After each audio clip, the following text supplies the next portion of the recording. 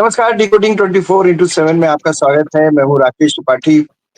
उपराष्ट्रपति का चुनाव 9 सितंबर को है और नॉमिनेशन की तारीख आखिरी 21 अगस्त को है। इंडी ब्लॉक जो है वो अपना उम्मीदवार तब बनाएगा, उसने ऐसा कहा है कि जब एनडीए की तरफ से घोषणा हो जाएगी कि वो कौन-सा उम्मीदवार तय करते हैं। आपको याद हो, पिछली बार भी ऐसा जब धनखड़ साहब हुए थे तो उस समय भी ऐसा ही हो रहा था।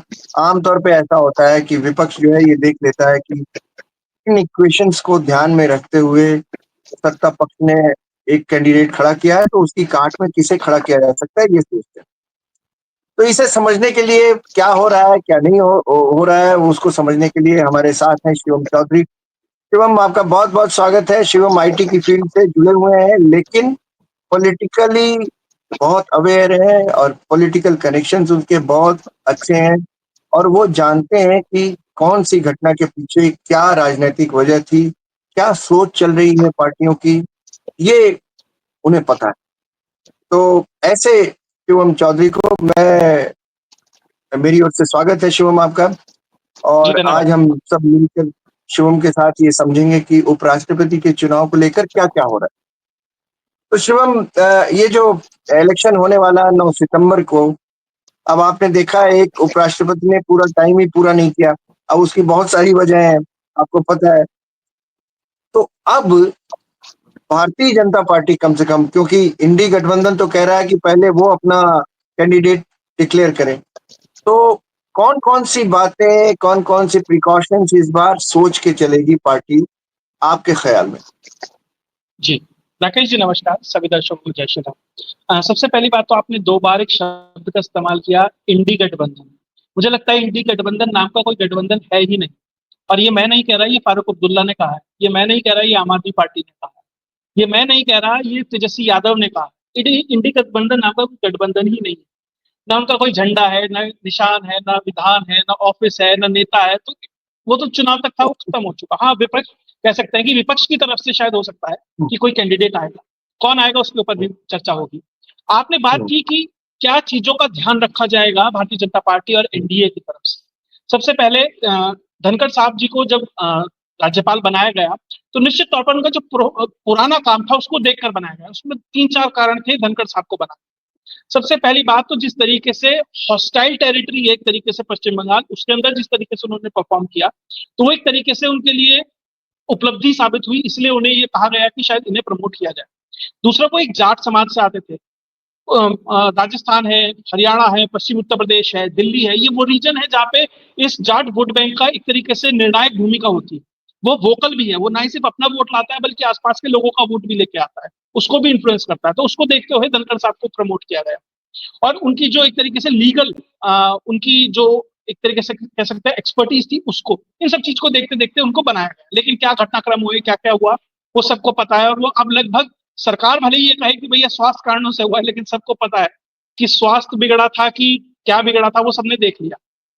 अब भारतीय जनता पार्टी की तरफ से जो कैंडिडेट आएगा, वो सबसे पहली बात तो भारतीय जनता पार्टी जो कैंडिडेट देगी वो देगी जो पार्टी का होगा, आयातित नहीं होगा। जो धनखड़ साहब थे, भले ही वो भारतीय जनता पार्टी से काफी समय से जुड़े हुए थे, लेकिन वो जनता दल में भी रहे, उसके बाद वो कांग्रेस में भी रहे, मतलब हर जगह का घूम घाम के तब यहाँ पर आए थे। और उसके बाद भारतीय जनता पार्टी ने वो उन्हें मौका दिया। सबसे पहली बात, आइडियोलॉजी से कमिटेड व्यक्ति होगा, उसके बाहर व्यक्ति नहीं होगा, क्योंकि हाथ जला चुकी है पार्टी।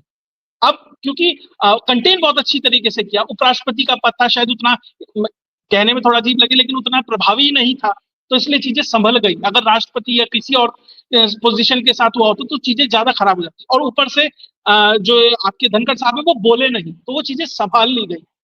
इसलिए अब वो व्यक्ति चाहिए जो आइडियोलॉजिकली कमिटेड हो, पार्टी के साथ जुड़ा रहा हो, उसकी सोच को समझे, कार्य प्रणाली को समझे। आप किसी व्यक्ति को जब किसी पोजीशन पे लाते हैं ना, तो 2 चीजों का मापदंड रखिए और वही बीजेपी करेगी। या तो आप आइडियोलॉजी कमिटेड व्यक्ति लाइए।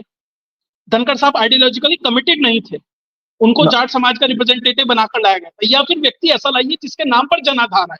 धनखड़ साहब ना जनाधार ला पाए जाटों का, ना वो आइडियोलॉजिकल कमिटमेंट ला पाए, इसलिए आपको नुकसान हुआ।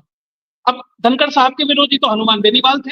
हनुमान बेनीवाल तो बड़े खुश हुए जब धनखड़ साहब हट गए। तो मतलब जाट समाज में वो प्रभाव नहीं था। आप किसी भी समाज से लाते हैं, अगर आप पिछड़ा ब्राह्मण, जाट, जहां से भी आप ला रहे हैं, कम से कम या तो आइडियोलॉजिकली कमिटेड हो या अपने साथ वो वोट बैंक लाए, वो प्रभावी करे। इन दो चीजों को देखते हुए ही बीजेपी की तरफ से जो कैंडिडेट आएगा वो वही आएगा।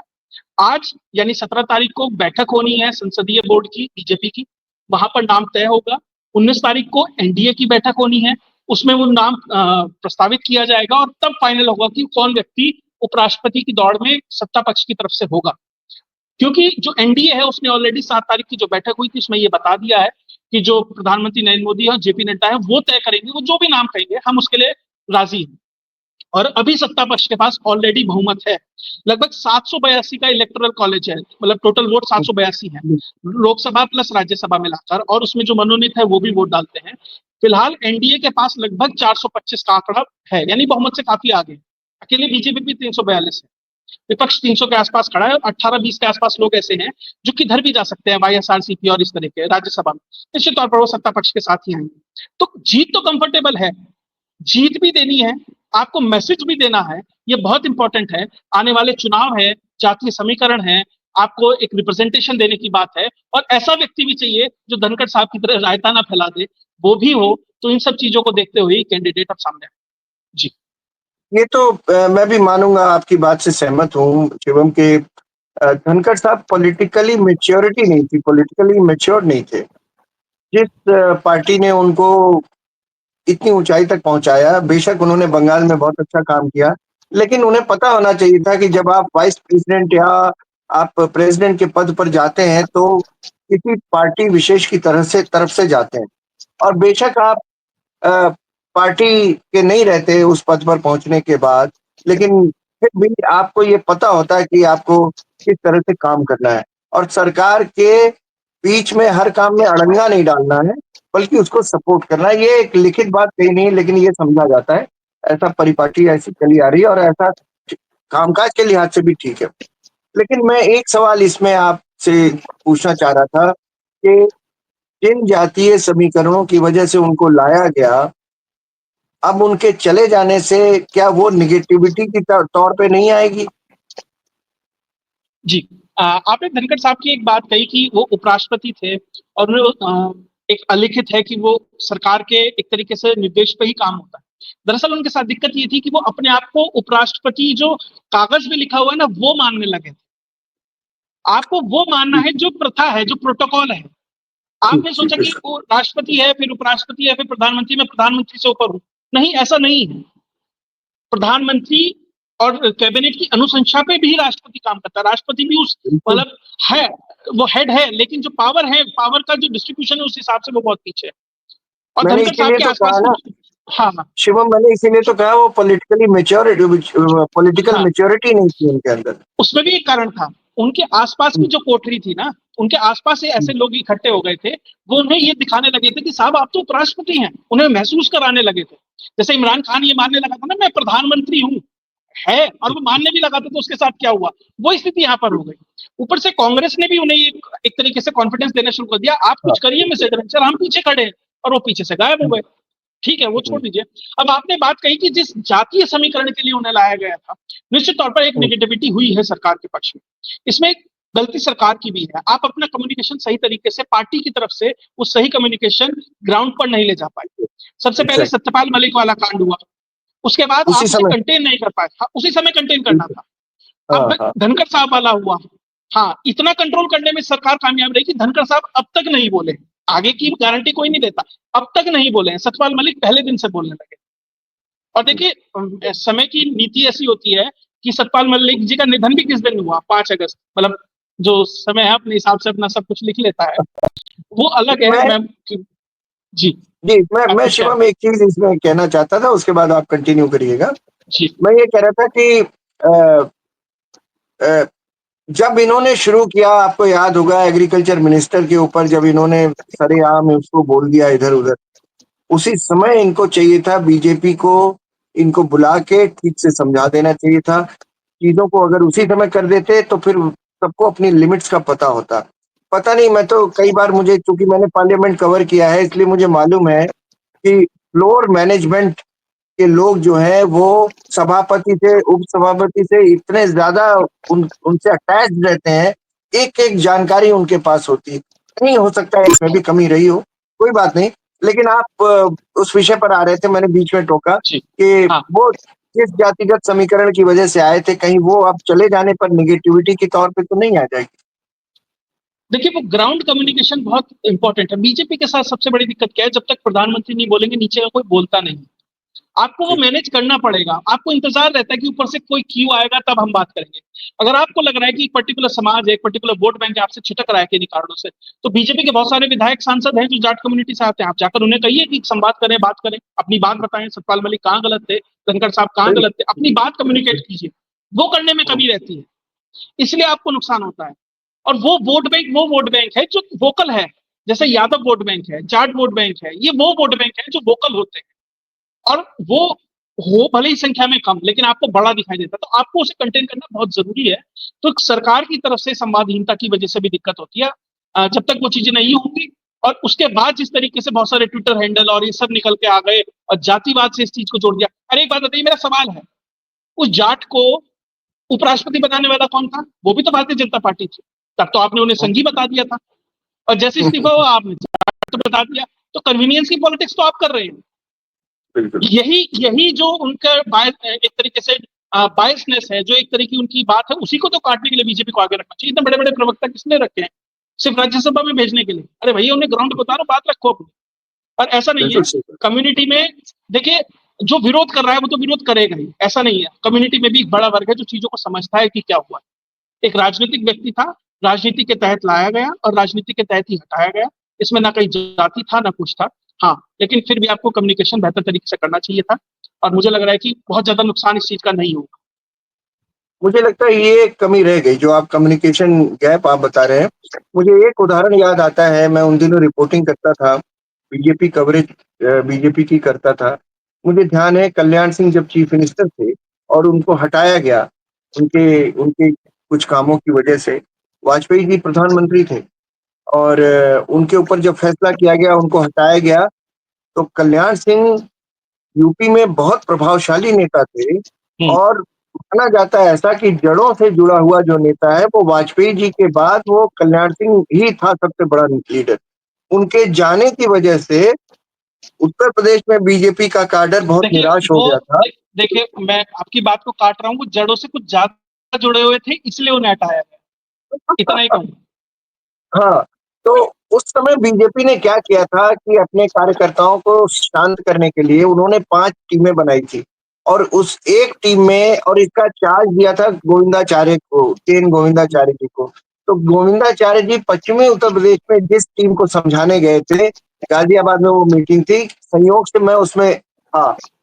और लकीली वैसे संघ की बैठकों में तो आप कैमरा नहीं ले जा सकते, लेकिन मैं कैमरा ले गया था। फिर बाद में मैंने उस पे स्टोरी भी बनाई थी कि कैसे बीजेपी ने अपनी वो कमी को दूर करने की, ठीक करने की कोशिश की। ये कम्युनिकेशन गैप जो आज से 20-22 साल, 24 साल पहले मैंने देखा था, ये इस बार नहीं दिखा। आप ठीक कह रहे हैं। अगर ये होता, तो ये कोशिश शुरू हो गई होती शुरू में ही। उनका पद सँभालते ही उनको थोड़ा-सा बताते कि ये या बस इसके बाहर नहीं निकलना है, इसके बाहर नहीं निकलना, तो ऐसा नहीं होता। तो आज मतलब मैं ये एक बार फिर से जानना चाहूँगा कि जाटों के वो प्रतिनिधि के तौर पर अगर आए थे, उनको लाया गया था, तो अब जाटों के प्रतिनिधियों को क्या समझाया जाएगा? देखिए, सबसे पहली बात तो बीजेपी, मुझे लगता है कि जातीय समीकरणों से उठ करना, जो ये कास्ट की पॉलिटिक्स का रिप्रेजेंटेशन के तौर पर लोगों को लाया जाता है ना, बीजेपी विपक्ष की तरफ पे खेलती है। बीजेपी बिल्कुल, की तरफ है हिंदुत्व। आपको हिंदुत्व बिल्कुल, की बात करनी है। 2024 में एग्ज़ैक्ट नुकसान क्यों हुआ? क्योंकि आप जाति की पिच पर जाकर खेले, जो राहुल गांधी ने सेट किया था। 14 हुँ, और 19 से 24 क्यों फर्क था? क्योंकि आप हिंदुत्व की पिच पर खेल रहे थे। आपको वही हुँ, खेलना है। ये मत बताइए कि ये जाट का रिप्रेजेंटेटिव है कि ब्राह्मण का है कि भूमियार का है कि फला का है। आप ये बताइए हमने इस कैपेबिलिटी के आधार पर इस व्यक्ति को लाया। और जो हिंदुत्व की बात करें, हिंदुत्व के आइकन की बात करें, राष्ट्र की बात करें, उसको आगे बढ़ाइए, ज्यादा बेहतर है। और भैया जो पॉलिटिकली कमिटेड हो, आइडियोलॉजिकली कमिटेड हो आपके साथ, सबसे पहली प्रायोरिटी तो वो है, ताकि पीछे ना हटे। और रही जाटों को मनाने की बात, तो निश्चित तौर पर जाट कहीं नहीं जा रहा। देखिए 19, 20, 30% तो इधर उधर होता रहता है, वो हर चीज है, कोई दिक्कत नहीं है। पश्चिम उत्तर प्रदेश में जो इतनी सीटें आ रही है ना, ऐसा नहीं है कि जाट भाग गया है। अगर राजस्थान में सरकार बनी है ना, तो जाट भाग गया। हाँ, हो सकता है कि पहले 80% देता था, अब 60% देता होगा, कहीं गया नहीं, उसके बिना आप बहुमत नहीं ला सकते इन 2-3 राज्यों में। तो निश्चित तौर पर मुझे नहीं लग रहा कि इतनी बड़ी प्रॉब्लम है। अगर चीजों को बेहतर तरीके से, वही वापस से कम्युनिकेशन और अपने नेताओं को ग्राउंड पे उतारिए, कहिए ग्राउंड पे जाओ, काम करो साहब, तब जाकर ये चीजें समझ जाएंगी, कोई दिक्कत नहीं। आप ठीक कह रहे हैं। और जैसे आपने कहा कि हिंदुत्व के वो कार्ड पर खेलना चाहिए, और यही कुछ साल पहले 2019 के इलेक्शन में जब कांग्रेस हारी थी, तो लोगों ने कहा था कि कांग्रेस को कास्ट के उस पर नहीं जाना चाहिए, उनको सिर्फ इस पे जाना चाहिए कि भाई हम सेकुलर है। तो कोई एक साइड लेकर आप चले तो उसमें आप निश्चित तौर पे आप मतलब दूसरों के टर्फ पर मत खेलिए, दूसरों के पिच पर मत खेलिए, आपकी अपनी पिच तैयार है, उस पर खेलिए। आप ठीक कह रहे हैं। मैं अब नया उपराष्ट्रपति जो है उसका उम्मीदवार चुना जा रहा है, तो बहुत सारे नाम आ रहे हैं। आचार्य देवव्रत हैं, गुजरात के गवर्नर हैं, थावरचंद गहलोत वो हैं। आचार्य देवव्रत तो गुजरात के गवर्नर हैं, थावरचंद गहलोत हैं, गवर्नर हैं कर्नाटक के, शेषाद्रिचारी हैं। बहुत सारे नाम हैं, इसमें गवर्नर हैं 2-3। और आपको ध्यान होगा कि अपने उपराष्ट्रपति महोदय भी, धनखड़ जी भी गवर्नर ही थे। तो हो सकता है इन्हीं में से कोई एक हो, लेकिन ये तो बिल्कुल देखा जाएगा कि इस बार काडर का आदमी कौन है, क्योंकि वही आत्मसात करता है सिद्धांतों को पार्टी के, और वही लेकर चलता है कि अपना नुकसान हो जाए ठीक है, अपना ईगो नहीं सेटिस्फाई हो कोई बात नहीं, लेकिन पार्टी को सही ढंग से काम करते रहना चाहिए। इन नामों में से किसका नाम आपको लगता है कि पार्टी ज्यादा सोच रही है कि ये ठीक रहेगा? कुछ अंदाजा है आपको? आपने पार्टी की गलियारों में आपने तहकीकात की? देखिए, जिस दिन धनखड़ साहब का इस्तीफा हुआ था, लगभग रात को 9, 9:30 बजे खबर आई थी। 11 बजे, 11-12 बजे तक लगभग 50 नाम फाइनल हो गए थे सोशल मीडिया पे कि ये बनेगा, ये बनेगा, ये बनेगा। तो उससे छट छटा के अब 10-12 पे तो आ गई है संख्या। देखिए, बहुत सारे नाम है। देखिए, आइडियोलॉजी वाली बात तो हमने की, एक उसे एक एक्सपीरियंस भी होना चाहिए, क्योंकि उपराष्ट्रपति का काम सिर्फ ये नहीं कि उपराष्ट्रपति है, वो संसद राज्यसभा भी चलानी है। तो वो एडमिनिस्ट्रेटिव एक्सपीरियंस भी उस व्यक्ति के पास हो, ये बहुत जरूरी है। तो जो कई सारे नाम चल रहे हैं, सबसे पहले बात तो जो नाम चल रहा है आचार्य देवव्रत का ही चल रहा है। 2015 से लेकर 19 तक वो हिमाचल के राज्यपाल रहे, अब 19 से लेकर अब तक वो गुजरात के राज्यपाल हैं। दूसरी चीज, हरियाणा से आते हैं और वो खुद में एक जाट है। तो अगर जाट का नुकसान कहीं हुआ है तो उसे कंपनसेट जाट से ही किया जा सकता है। और दूसरी चीज, वो आइडियोलॉजिकली कमिटेड है, बहुत तगड़े तरीके से आर्य समाजी हैं, गुरुकुल चलाते हैं, लगभग 30-35 साल तक उन्होंने गुरुकुल चलाया। पढ़े लिखे हैं, ग्रेजुएट है, पोस्ट ग्रेजुएट है, उसमें भी कोई कमी नहीं है। संघ बहुत महत्वपूर्ण है, संघ उनके नाम पे बहुत सहज है, तो उनका नाम निश्चित तौर पर सबसे आगे ही चल रहा है। तो अगर मैं नाम की बात करूं, अगर आपको, आप एक कही थे ना, एक पर्टिकुलर समाज में नेगेटिविटी आ गई, उस नेगेटिविटी को काउंटर करना है तो उसी समाज से एक व्यक्ति को ले आइए। तो वो इसलिए उनका नाम काफी आगे चल रहा है। उसके बाद एक आपने नाम लिया शेषाद्रिचारी, ऑर्गेनाइजर के संपादक रहे हैं, संघ की बैकग्राउंड से आते हैं, पार्टी को बेहतर समझते हैं, नेशनल एग्जीक्यूटिव में रहे हैं, सब कुछ है, लेकिन उनके पास एक एडमिनिस्ट्रेटिव एक्सपीरियंस नहीं है। तो वो कहीं ना कहीं थोड़ा सा वो उसकी वजह से लैग कर जाते हैं। उसके बाद थावरचंद गहलोत अनुसूचित जाति से आते हैं। अब बस मेरा ये एक थोड़ा सा संशय है कि आपने, ओबीसी आपका प्रधानमंत्री है, अनुसूचित जनजाति से माननीय राष्ट्रपति जी हैं, तो आप क्या वही मैसेज देंगे? क्योंकि वो बहुत सारा रिपीटिशन हो जाएगा। तो कहीं ना कहीं एक थोड़ा सा जनरल या उस तरह की कैटेगरी के व्यक्ति को भी मौका दिया जा सकता है क्या? इस तरीके से भी अब समीकरण चल रहे हैं। थावरचंद गहलोत सरकार में मंत्री भी रहे हैं, बहुत कुछ है, उनका भी एक अच्छा ट्रैक रिकॉर्ड है, तो वो भी नाम आगे चल रहा है। और चौथा जो सबसे प्रोमिनेंट नाम चल रहा है वो मनोज सिन्हा का चल रहा है, क्योंकि जहां पर भी लेफ्टिनेंट जो गवर्नर बनते हैं वो लगभग 5 साल के लिए बनते हैं। 6 अगस्त 2020 को वो बने थे जम्मू कश्मीर के। इस 6 अगस्त को उनका कार्यकाल पूरा हो गया है और एक्सटेंशन नहीं मिला है। तो उनका भी नाम चल रहा है कि उनको भी लाया जा सकता है। बड़े हाई प्रोफाइल नेता रहे हैं, मुख्तार अंसारी को हराया है, खुद में एक प्रोमिनेंट फेस रहे हैं, बड़ा नाम है, चार्टर फ्लाइट बुक कर ली थी as a chief minister of Uttar Pradesh. शायद वो फ्लाइट में चढ़ नहीं पाए, वो अलग बात है, लेकिन उसकी जगह उन्हें जम्मू कश्मीर भेजा गया। तो उनका भी नाम चल रहा है, लेकिन बस उनके साथ दिक्कत ये आती है क्योंकि वो एक भूमियार जाति से आते हैं। तो वो जो अगड़ा पिछड़े का जो कॉम्बिनेशन चल रहा है, अगर विपक्ष इसके दौरान, मान लीजिए वो उनको, उनका नाम आगे करते हैं मनोज सिन्हा का, और विपक्ष किसी पिछड़े चेहरे को आगे कर देता है, तो वो जो नैरेटिव की वॉर है, जो प्रधानमंत्री नरेंद्र मोदी बात करते हैं कि हमने पिछड़ों के लिए, दलित, ओबीसी और इन सब के लिए किया, और जिस तरह की पॉलिटिक्स अब राहुल गांधी कर रहे हैं कि भैया ओबीसी, दलित और पिछड़ा और इन सबको लेकर मैं साथ चलूंगा, तो उसमें डेंट पड़ सकता है। तो वहां पर मनोज सिन्हा थोड़े से पीछे होते दिखाई दे रहे हैं। उसके बाद तो नामों की भीड़ है, मतलब आनंदीबेन पटेल हो, वी के सक्सेना हो, ओम माथुर हो, संतोष गंगवार हो, मैंने कहा ना वो 50 नाम आ गए थे। तो हर कोई अपने हिसाब से, मतलब वी के सिन्हा का, शशि थरूर का भी नाम चलने लगा था, भैया शशि थरूर ही उपराष्ट्रपति होंगे।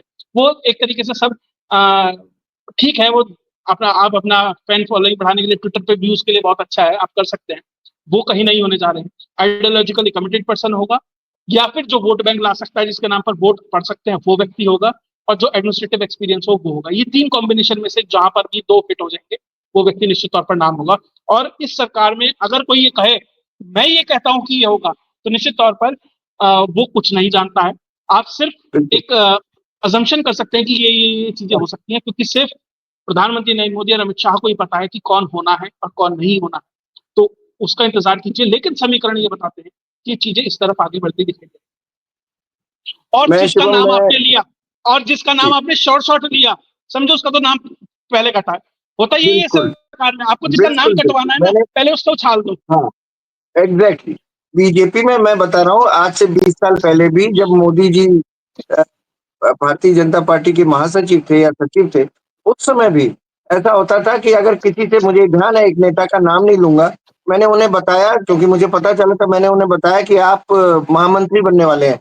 उन्होंने कहा प्लीज मेरा नाम मत लीजिएगा। नहीं, मैंने से कह दिया, कारण आपने है उसका, ठीक है मेरे जी। उसका कारण है, उसका कारण हाँ है। एक पक्ष, दो पक्ष है। एक अपना नाम हाँ, देगा, अब दूसरे को उसका नाम काटना ही है, तो वो कहेगा नहीं नहीं ये नहीं करते। एग्जैक्टली तो वो एग्जैक्टली। पहले पहले और दूसरे नाम वो होते हैं जिनको कटवाना होता है। फिर वो कहता है अच्छा तुमने मेरे दो रिजेक्ट कर दिया, ऐसे नहीं चलेगा, ये तो फाइनल हाँ, करना पड़ेगा। तो तीसरा जो असली नाम होता है वो तीसरे चौथे नंबर पे होता बिल्कुल सही बात है।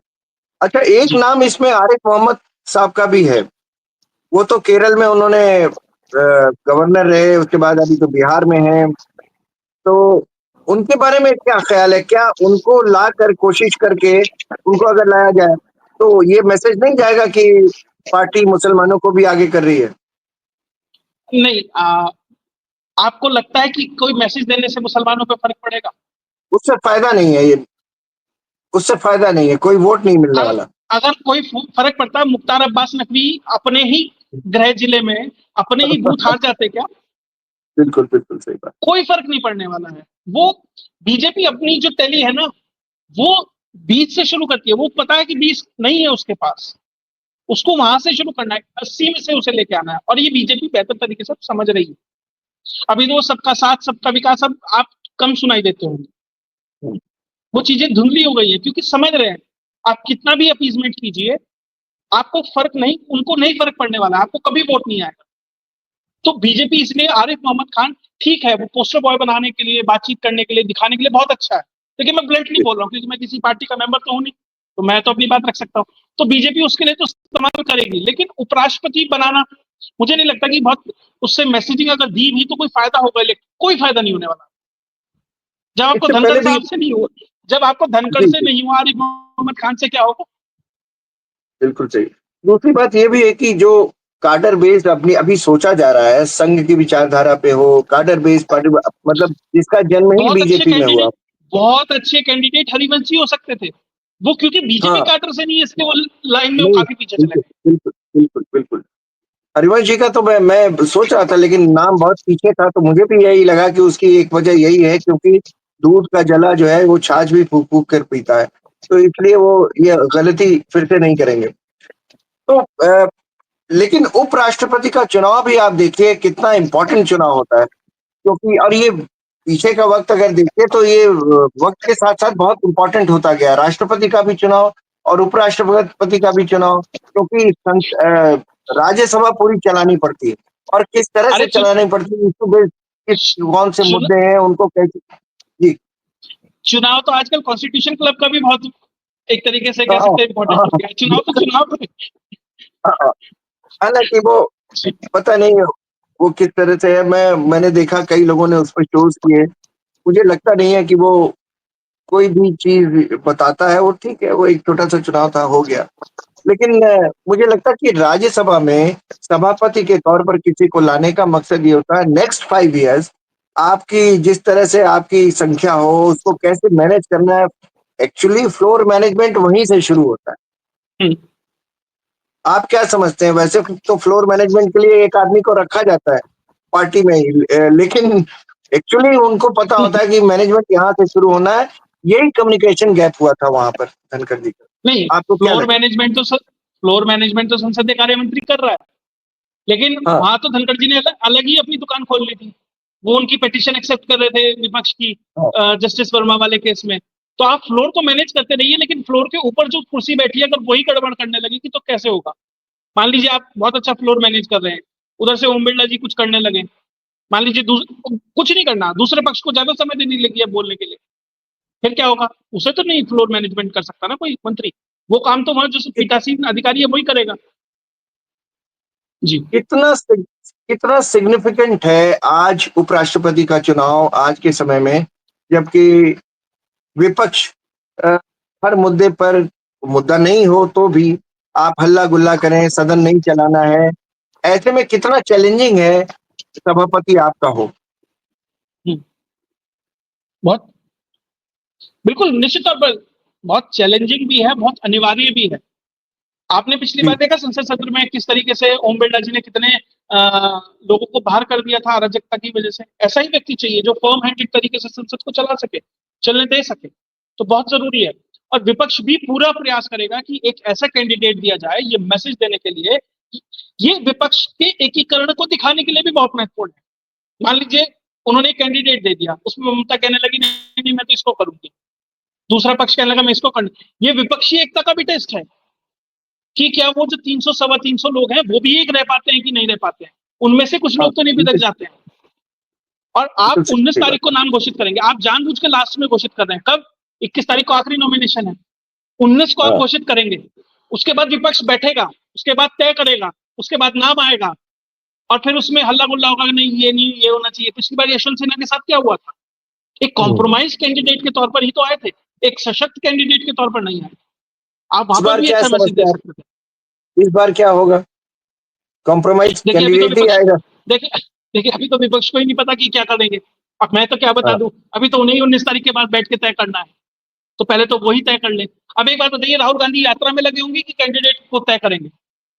बिल्कुल सही बात।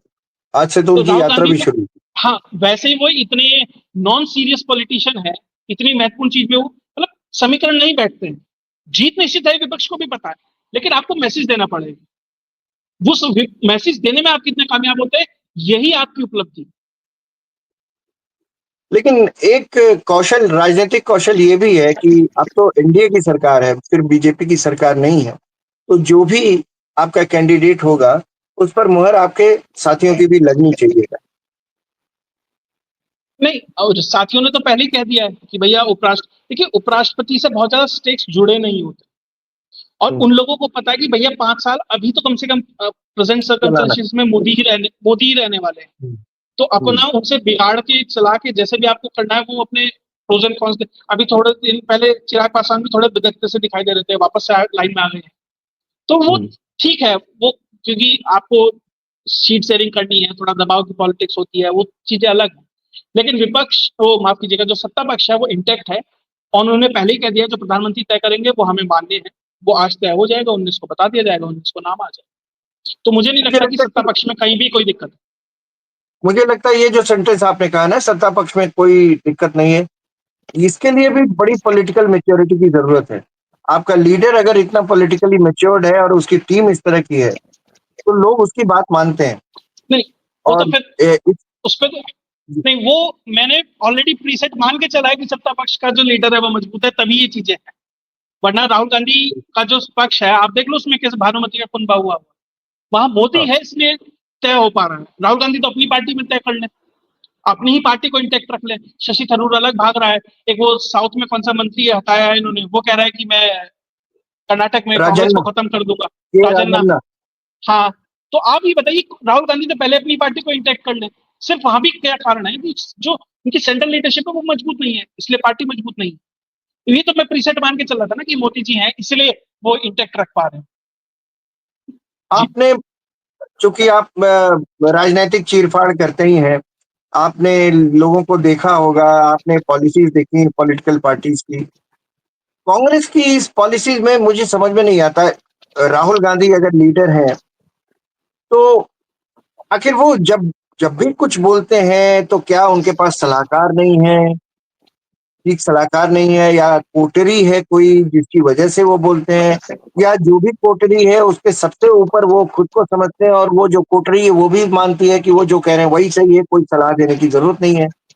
कभी ये भी बहुत खतरनाक चीज़ है, अगर आपका विपक्ष का नेता ही इस तरह का हो, जिसकी बात की कोई वैल्यू ना हो, ये भी तो लोकतंत्र के लिए तो बड़ी खतरनाक चीज़। देखिए राहुल गांधी क्या है ना, एक बहुत सही बात की संसद के अंदर, वो एनजीओ चला रहे हैं, पार्टी नहीं चला, और ये हुँ, प्राइवेट लिमिटेड एंटिटी बनके एनजीओ बनकर काम कर रहे हैं। एक नेता की जो पहचान होती है ना, उस पहचान पे होती है कि उसके सलाहकार कौन है, उसकी टीम कैसी है। आज मोदी मोदी इसलिए है क्योंकि उनकी टीम अच्छी है। मान लीजिए अजीत डोभाल है, उसमें आपके जयशंकर है, आप अमित शाह है, राजनाथ सिंह है, तो वो अपने फील्ड को बेहतर तरीके से मैनेज कर पा रहे हैं। जैसे सलाहकार होंगे, जैसी टीम होगी, ऐसा नेता होगा, जैसे नेता होंगे ऐसे सलाहकार होंगे। अब यहाँ दोनों को आप कंपेयर कर लीजिए कौन कैसे है, तो आपको समझ आ जाएगा कि चीजें कहाँ बढ़ रही है। और देखिए बीजेपी के लिए मैं कह रहा हूँ, अगर किसी को अपनी किस्मत लिखवा के लानी है ना, तो प्रधानमंत्री नरेंद्र मोदी जैसी लिखवा के लाए कि आपको ऐसा विपक्ष मिला है।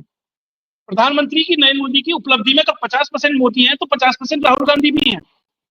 बिल्कुल सही और बात है, राहुल गांधी, बिल्कुल सही। हाँ, राहुल गांधी की आपने जो बात करी है, वो अभी भी सीखना चाह रहे हैं, सीख रहे हैं। अरे साहब, आपकी उम्र 55 साल हो गई, अभी भी सीख रहे हैं। अब उन्होंने कहा मैं भारत जोड़ो यात्रा पे निकला, मैंने देश को जाना। अरे साहब, अब आप जान रहे हैं, आप 20 साल 22 साल से आप सांसद हैं, आप जान रहे हैं। मैंने मैंने कांग्रेस नेता हैं सलमान खुर्शीद साहब, उनसे एक इंटरव्यू के दौरान पूछा था कि राहुल गांधी के लिए ये ठीक नहीं था कि जब आपकी 10 साल सरकार रहे तो कोई डिप्टी मिनिस्टर ही बना देते, एमओएस बना देते, किसी आयोग का कुछ अध्यक्ष बना देते, कम से कम कुछ तो उनको पता चलता वो कैसे, मतलब अचानक आप प्रधानमंत्री बना देंगे। तो इन लोगों के पास कोई जवाब नहीं था, लेकिन अभी भी नहीं है। लेकिन समस्या अब ये है शायद वही होगा, मैच्योरिटी। सलमान खुर्शीद जी पे अब शायद होगा, तब नहीं था, अब होगा। सलमान साहब पता नहीं, मुझे लगता है कि अगर आप इशारा कर रहे हैं जो मोदी जी ने उन्हें मौका दिया था, इतना भारत का पक्ष रख के आए, हो सकता है और ईश्वर करे अगर उनको ये मैच्योरिटी आ जाए और सब उनको समझ। लेकिन कई बार क्या होता है कि आपकी पूरी लाइफ एक पार्टी में गुजरी होती है, तो आप एक स्टेप उठाने में बहुत डरते हैं और आपको लगता है यार अब आखिरी वक़्त क्या खाक मुसलमान होंगे? तो अब वो क्या करेंगे? अब वो चलो जैसे चलता है चलता है, और इसीलिए बहुत सारे लोग मौन हैं। आप देखिए मनीष तिवारी को, आप देखिए शशि थरूर को, आप देखिए आनंद शर्मा को। आनंद शर्मा की तरफ से कोई स्टेटमेंट आपको नहीं दिखा होगा, क्योंकि ये लोग G23 के सदस्य थे, सारे लोग नाराज़ थे हम्म। आला कमान से, आपको याद होगा। तो शायद अब ये 9 तारीख को चुनाव है उपराष्ट्रपति का, और उम्मीद करें कि बीजेपी ने जो सोच समझकर बीजेपी अपनी पॉलिसी बना रही हो और जिन कैंडिडेट्स के नाम छाँट के ला रही हो, वो उनकी उनमें से एक कोई उनकी चुनौतियों पर खरा उतरे और देश को एक ऐसा उपराष्ट्रपति मिले जो 5 साल चलाए, मैच्योर्ड हो, पॉलिटिकली मैच्योर्ड हो और देश को आगे ले जाए। बहुत-बहुत शुक्रिया, आपने बहुत सारे मुद्दों पर रोशनी डाली। पार्टी के भीतर क्या चलता है, कैसे होता है, कैसे लोग चुने जाते हैं, किनकी ज़रूरत है और इस समय क्या आवश्यकता समझी जा रही है, आपने इन सब चीज़ों पर रोशनी डाली। बहुत-बहुत धन्यवाद। बहुत-बहुत शुक्रिया, धन्यवाद। शिवम जी।